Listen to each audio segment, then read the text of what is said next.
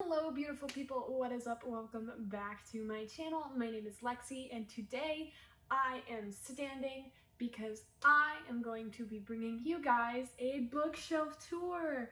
But because I did, not really a tour, it was a reorganization video, but it kind of included a tour.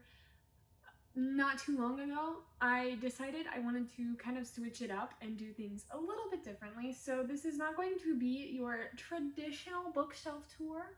This is going to be me doing a little bookshelf scavenger hunt with questions about my bookshelf that were sent to me by my best friend, the lovely Cassandra over at Cassandra Lynn. I will link her up here somewhere.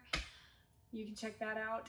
It was kind of hard to think of answers to all of them, but it was definitely really fun, and I'm very excited to be doing this for you guys. I think it'll be super cool. So without any further ado, let's hop right in. My current read, which it's not actually on my shelf, I'm cheating a little bit because I'm reading the book, but I don't read with the dust jacket. So I just leave the dust jacket in the shelf and no one will ever know. But I am currently reading The Battle Mage. It is the third book in that series, the last one, technically. I mean, there is a prequel that I haven't read yet, but that's neither here nor there. But anyway, that is what I'm currently reading. Up next, we have my oldest book, and by oldest, I mean the book I've had the longest, which is going to be down here on the bottom shelf that you can't see. It is going to be Pegasus, The Flames of Olympus by Kate O'Hearn. I have had this book since I was very young. I think I got in like second or third grade. And I remember absolutely loving this book as a kid. I read it a lot. And so I only thought it fitting to bring it with me to college, even though I don't think I'm ever going to read it again. But I have it here, and this is the oldest book that I have on my shelf in terms of how long I've had it anyway. I have an older book, but we'll get to that in a moment. Actually, following the oldest book on my shelf, I have the newest book on my shelf, or my most recently acquired book on my shelf, which is going to be right here. It is going to be Kingdom of the Wicked. I have not read this yet, and I'm very excited. It was recommended to me by Cassandra, and she is bullying me into reading it, so I will do that eventually at any point in time that I have time, which is not very soon, but I do have it. It goes right here, and it is my most recently acquired book. Next up is a book that had me having a physically angry reaction. This one took a lot of thinking, because I don't typically outwardly react to books, but I will say in as spoiler-free a way as possible. Right here, when I was reading Six of Crows, or actually no, it was in Crooked Kingdom. When I was reading Crooked Kingdom, there was a scene towards the end that involved Wylan and people, and it made me very mad when I read it at first, because it did. Just don't listen. I'm just gonna spoil it. If you have not read Crooked Kingdom yet and you don't know how it ends, just click away for a second, or just skip this part. But basically it was when Wylan was captured and was telling them all the information from the crows. Even though we find out later that was staged, when I read it the first time, I didn't realize that.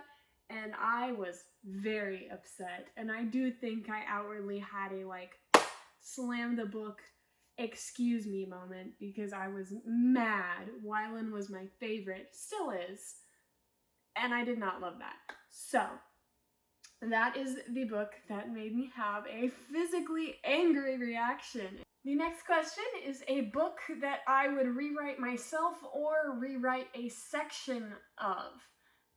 This one was also hard because I really love a lot of the books that I read, but if I were going to rewrite a book myself, it is probably And They Live by Stephen Salvatore. I really loved the premise of this book, but I did not love the writing style in any sense of the word at all. It was awful, and it made it really hard to get through, and I believe I ended up 2-starring this book solely because of it, because I did really enjoy the plot, and it's the only reason I was able to truck through it, but the way it was written just made me physically cringe. So that's also a physically angry reaction, I guess, but it was to the writing style, not the content of the book. It was, oh boy. If you do want to read this book, just steel yourself for some very questionable writing. This one was also hard. It was the ugliest cover on my shelf. And I am a stickler for covers, so if I have options, I will try to get a good cover. But there are some books where that's just not possible. And as much as I love the book, I gotta say, down here on the shelf right here, it devours. This cover is not the mood. It's not the vibe. It's not it. It's not cute. I don't love it at all. I love the book, 5-star book, but the cover is just very, I mean, it's very quintessential Welcome to Night Vale, which is the universe that this book is set in. So for that reason, I don't hate it, but it is ugly. I love the cover because it does what it's supposed to, but I don't love it because it's ugly. Does that make sense? Do you get what I'm saying? Yes, good design. No, not pretty. In second place for this, because I do feel like I have to have an honorable mention, is right here at Aristotle and Dante Discover the Secrets of the Universe. Now, this is good. This is why I put it in second place and not first. This is good, but I could not find a cover without this on it, and this ruins it, and it makes me want to die inside a little bit, because this would be such a pretty cover if it didn't have these stupid metal things on there. Like, it's the same premise as Netflix stickers, except for none of my books have the Netflix sticker on them, as far as I'm aware. Just why? Like, put them on there so I can take it off. Don't just, like, imprint them on the cover. You're ruining the vibe. And otherwise, it would be a great cover. So I put it in second place because it is redeemable. But, like, why? I hate this. Don't do that. Now, this one was probably the hardest question for me to answer because I really had to rack my brain. It was a book that was recommended to me that was garbage, but I couldn't tell the person who recommended it to me to their face that it was garbage. And I was thinking, and I really don't have any really garbage books that were recommended to me by a specific person other than like through the internet on TikTok.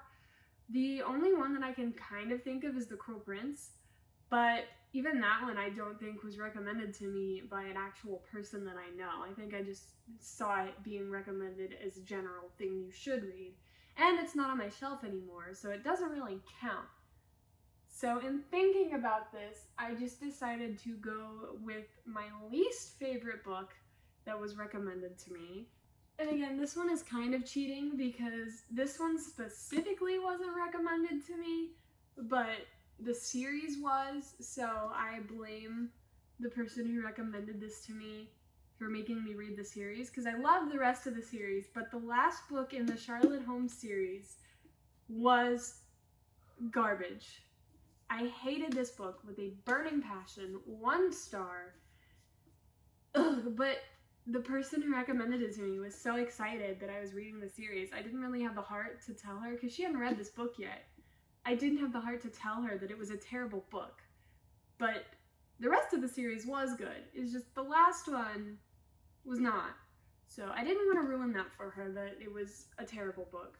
But at the same time, it was a terrible book. And I was kind of sad because the rest of the series was so good. This question was probably one of the easier questions to answer, and that was the most overhyped book on my shelf, which is right here. As much as I hate to say it, A Court of Silver Flames was very overhyped in my opinion. First of all, what did they do to the cover? I should have picked this as the ugliest cover. It's not even an ugly cover, but the redesign of the covers is it's so bad. Why didn't you just stick to the original cover? I don't know, but I don't love the redesign. This book was good. It was not as good as I expected from Sarah J. Maas. It was, I don't know, maybe it's just because it's not my favorite character other than Cassian. Love Cassian. But it was not as easy for me to stick with as the rest of her writing is.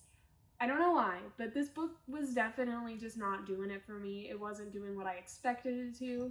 And again, that's not to say it's a bad book, it's just not as good as it could have been, or maybe should have been, I feel. So in that sense, I'm going to put it in the overhyped category. The, of course, natural successor to that question is the most underhyped book on my shelf, and this one was also incredibly easy to answer. It's gonna be right here. Going to be Darius the Great is Not Okay. This is one of my all-time favorite books. It is now a duology, but it was also a standalone originally, and I think it was originally meant to be a standalone, so you can read it as a standalone. And this book is so good. It's so incredible. It made me feel so many feelings, and it was just relatable, but also there was aspects of it that I don't relate to that allowed me to learn about how other people from other cultures experience things that I might experience in a different way or that I don't experience at all. And Adib Khorram's writing is so good. Top tier, 10 out of 10. Please read this book. If you don't do anything else that I recommend to you, read this book. This book is so good. It is absolutely underhyped, and it deserves so much more love, so please check this out. This one was really easy to think of, but I don't really want to admit it, so it's kind of hard because I feel very stupid for admitting this, but this is a book that made me sob grossly. Not just like cry, but grossly sob. And the one that I can think of in most recent history, and probably one of the more extreme cases, it's gonna be right up here on this shelf, so you know what that means. It's gonna be in this book, and I can talk about this one without spoiling anything. There was a character in this book that did not deserve to pass away that did, and it made me very upset. Very, very, very upset, and I cried a lot, and I put the book down for a bit because I just couldn't. It was terrible and awful, and I have never felt, well, I don't know about never, but it has been a very long time since I have felt that sadly about a book and something happening in the book.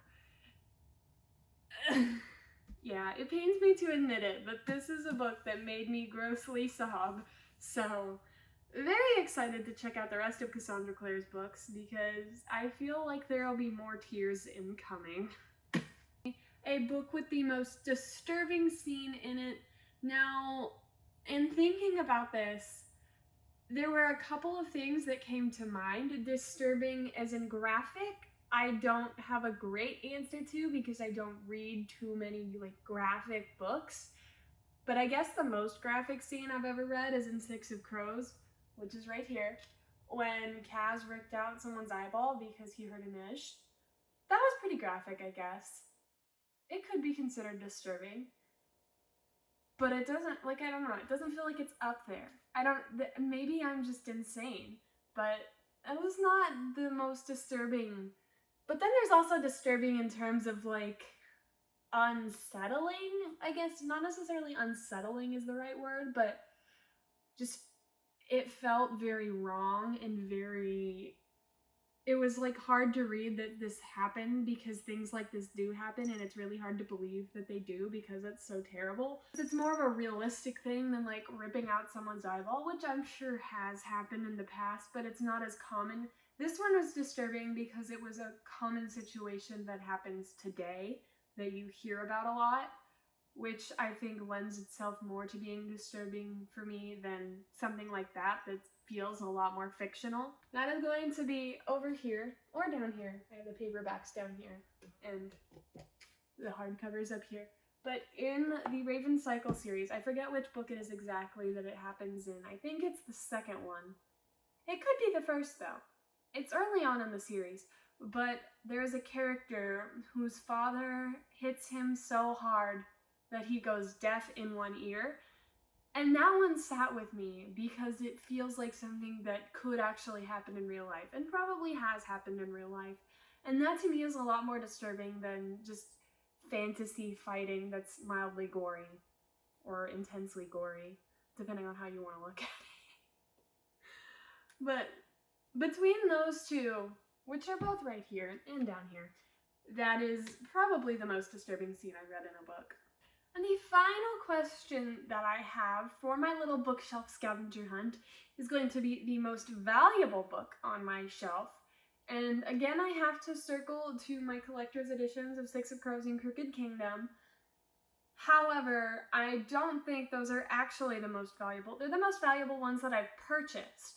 But I was given by my grandmother this vintage copy of the works of Arthur Conan Doyle, which is Sherlock stories, if you didn't know. And it is so gorgeous, and it's like the pages are yellow. It's very vintage. They're gilded. It's one of my favorite books that I own because it's incredibly pretty. And it was given to me by my grandmother, so it is kind of sentimental. Plus it's Sherlock, which is great. But I would say that this is probably the most valuable book I own, if not in sentimental value, probably even in monetary value, because I don't know how unique this is. I don't really know. I'm not well versed in antique bookage, but it is very old and it is in excellent condition. So I have a feeling it might fetch an okay price. But that being said, who knows? But it is definitely sentimentally valuable to me, so. And that is going to wrap up my little bookshelf scavenger hunt. I hope you've enjoyed getting to know some fun facts about my bookshelf and getting to look at it a lot for a while. If you did stick around to the end, thank you guys so much for watching. If you enjoyed this video, you can subscribe because I post content like this twice a week. You should check out my Instagram for photos of these books and some other fun content like bullet journaling.